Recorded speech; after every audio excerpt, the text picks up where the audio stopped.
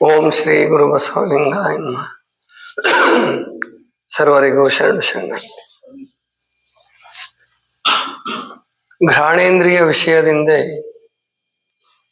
ಭ್ರಮರ ಕೆಡುವುದು ಸಂಪಿಗೆಯ ಪುಷ್ಪದಲ್ಲಿ, ನಯನೇಂದ್ರಿಯ ವಿಷಯದಿಂದ ಪತಂಗ ಕೆಡುವುದು ಬೆಂಕಿಯ ಜ್ವಾಲೆಯಲ್ಲಿ, ರಸನೇಂದ್ರಿಯ ವಿಷಯದಿಂದ ಮತ್ಸ್ಯ ಕೆಡುವುದು ಜಾಲಗಾರನ ಬಲೆಯಲ್ಲಿ, ಸ್ಪರ್ಶೇಂದ್ರಿಯ ವಿಷಯದಿಂದ ಗಜ ಕೆಡುವುದು ರಾಜನ ಕೃತಕದಲ್ಲಿ, ಶ್ರವಣೇಂದ್ರಿಯ ವಿಷಯದಿಂದ ಹೆರಳೆ ಕೆಡುವುದು ಬೇಟೆಗಾರನ ಸರಳಿನಲ್ಲಿ. ಇಂತಿ ಒಂದೊಂದು ಪ್ರಾಣಿಗಳು ಒಂದೊಂದು ಇಂದ್ರಿಯದಿಂದ ಕೆಟ್ಟವು. ಪಂಚೇಂದ್ರಿಯ ವಿಷಯದಲ್ಲಿ ಲಂಪಟನಾದ ಮಾನವ ಕೆಟ್ಟ ಕೇಡನೇನೆಂಬೆನೆಯ ಅಖಂಡೇಶ್ವರ. ಇದು ಷಣ್ಮುಖ ಶಿವಯೋಗಿಗಳ ವಚನ.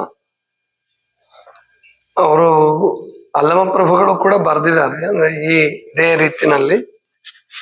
ಆದರೆ ಷಣ್ಮುಖ ಶಿವಯೋಗಿಗಳು ಕ್ರಮಬದ್ಧವಾಗಿ, ಅಂದ್ರೆ ಶಟಸ್ಥಲ ಕ್ರಮದಲ್ಲಿ ಏನು ಇಂದ್ರಿಯಗಳನ್ನ ಹೇಳ್ತೀವಿ, ಮೊದಲು ಆಚಾರಲಿಂಗ ಮೂಗು, ಗುರುಲಿಂಗ ನಾಲಿಗೆ, ಆಮೇಲೆ ಶಿವಲಿಂಗ ಕಣ್ಣು, ಆಮೇಲೆ ಜಂಗಮಲಿಂಗ ಚರ್ಮ, ಕೊನೆದು ಏನು ಪ್ರಸಾದಲಿಂಗ ಕಿವಿ.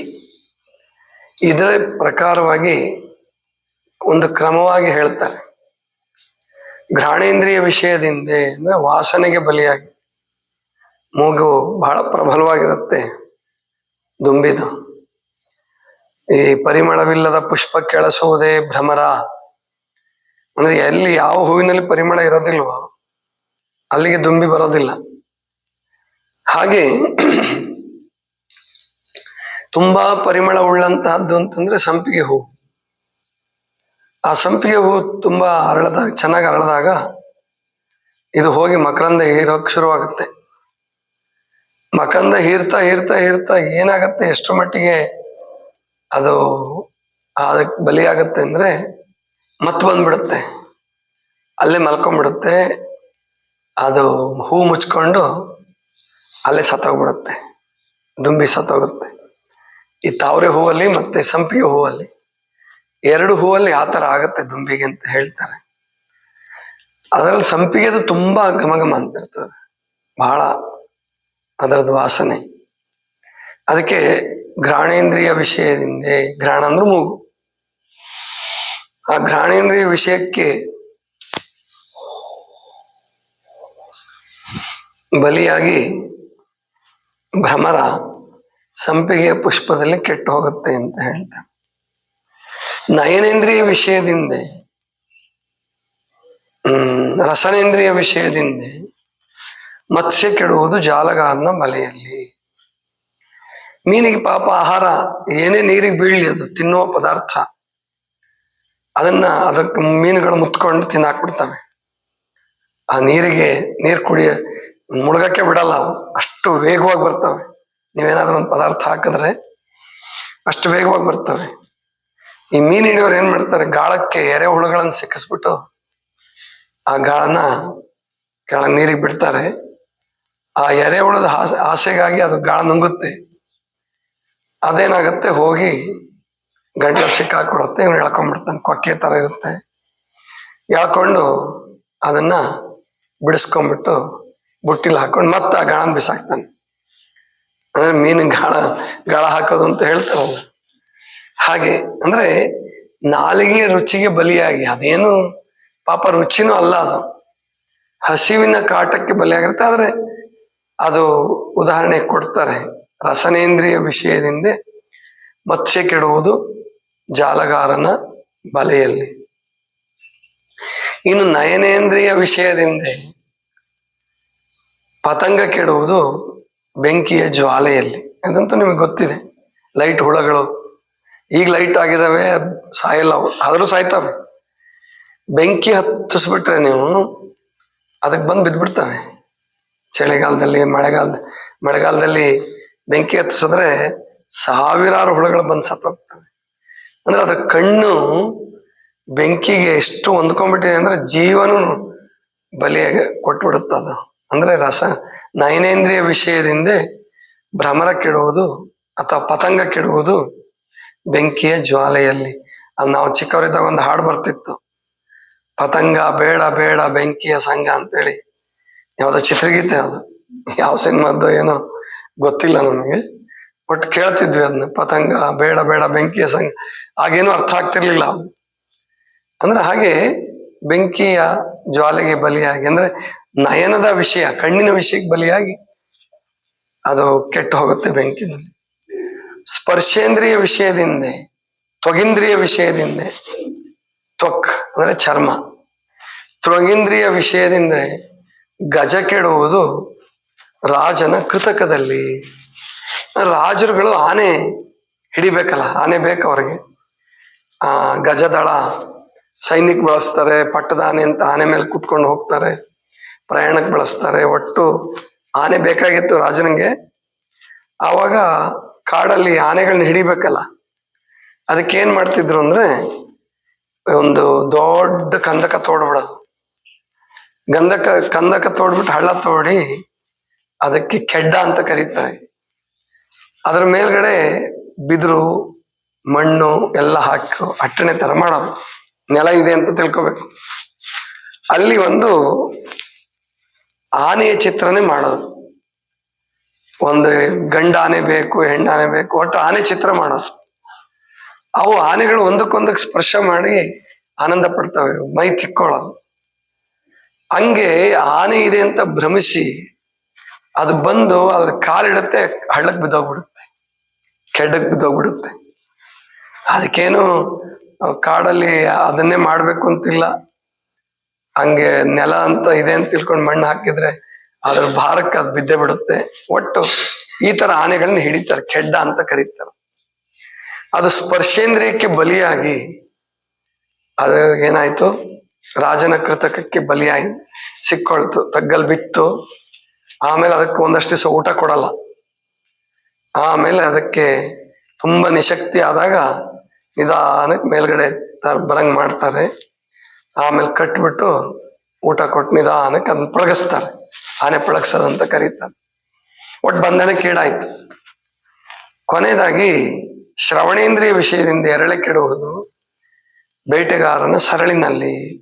ಈ ಜಿಂಕೆ, ಎರಳೆ ಅಂತಂದ್ರೆ ಜಿಂಕೆ, ಆ ಜಿಂಕೆನ ಹಿಡಿಬೇಕಾದ್ರೆ ಅವು ಬಾಣಕ್ಕೆ ಸಿಕ್ಕಲ್ಲಂತೆ. ಒಂದ್ ಸ್ವಲ್ಪ ಗೊತ್ತಾದ್ರೂ ಜಿಗದ್ ಬಿಡ್ತಾವ, ಹಾರ್ ಬಿಡ್ತಾವ. ಅಷ್ಟು ಎತ್ತರಕ್ಕೆ ಅಷ್ಟು ದೂರಕ್ಕೆ ಹಾರ್ತಾವ, ಬಾಣ ತಪ್ಪಿಸ್ಕೊಳ್ತಾವ.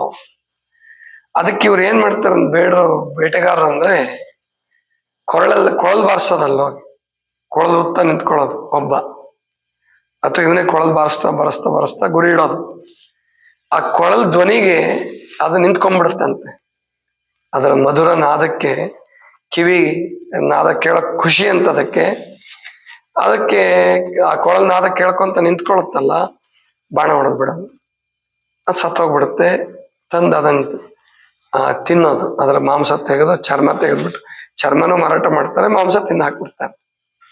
ಅಂದ್ರೆ ಅವನ ಬೇಟೆಗಾರನ ಸರಳಿನಲ್ಲಿ ಅದು ಕೆಟ್ಟು ಹೋಗುತ್ತೆ.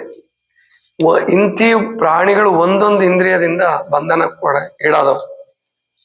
ಒಂದೊಂದೇ ಇಂದ್ರಿಯಕ್ಕೆ ಬಲಿಯಾಗಿ ಇವು ತಮ್ಮ ಜೀವನ ಕಳ್ಕೊಂಡು, ಇನ್ನು ಪಂಚೇಂದ್ರಿಯ ವಿಷಯದಿಂದ ಲಂಪಟನಾದ ಮಾನವ ಕೆಟ್ಟ ಕೇಡನೇನೆಂಬೆನೆಯ ಅಖಂಡೇಶ್ವರ.